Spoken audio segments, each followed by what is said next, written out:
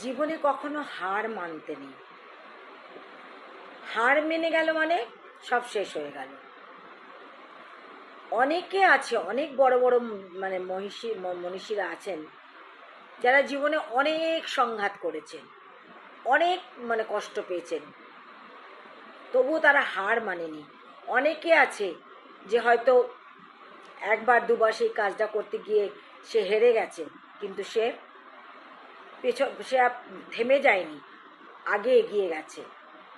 এরকম আছে যে পা নেই, নকল পা নিয়েও এভারেস্ট জয় করেছে। আমাদের অমিতাভ বচ্চনকে দেখুন না, 13টা ফিল্ম তার ফ্লপ হয়েছিল, তো সে কি থেমে গেছে?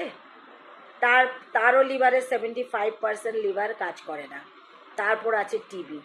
এত কিছু নিয়েও সে এই বয়সে এখনও সে এত কিছু করে যাচ্ছে। ওই জন্য কখনো গিভ আপ করতে নেই। কেন আমি হেরে যাব? প্রথমত আমি আমার যদি ব্যর্থ হই, সেই ব্যর্থতাটাকে আমার শক্তি বানিয়ে আমি আরও এগিয়ে যাব। দ্বিতীয়ত আমি সমাজের লোক আমাকে কে কী বলছে তাতে আমার কিছু এসে যায় না। আমাকে কেউ কিছু করে দেবে না। আমি যদি কোনো কাজ না করি বা আমি যদি জীবনে এগিয়ে নিয়ে যাই, তারা একদিন আমাকে খেতে দেবে না। তখন তারাই আবার বলবে এই কিছু করে না, এই ছেলেটা কিছু করে না, বা এই মেয়েটা কিছু করে না। মেয়েদেরকে বলছি, তোমরা জীবনে চাকরি করছো, সব করছো, শ্বশুরবাড়িতে তোমার মানাচ্ছে না, শ্বশুরবাড়িতে অত্যাচারিত হচ্ছ, সুইসাইড কেউ করবে না, বেরিয়ে চলে আসো। এখন চতুর্দিকে সুইসাইডের প্রচুর খবর আসছে।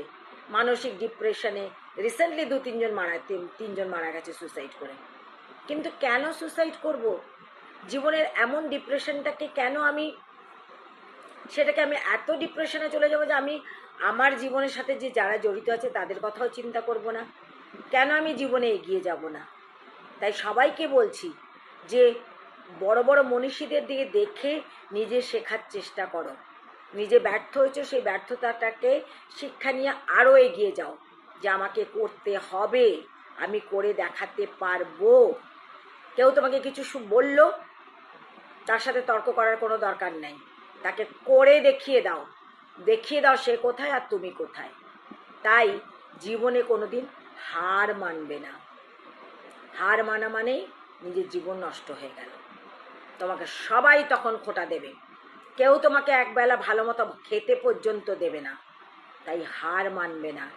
নিজের জীবনকে নিজে দাঁড় করাও, আর নিজে যদি জীবনে সুখী হতে চাও তাহলে এগিয়ে চলো।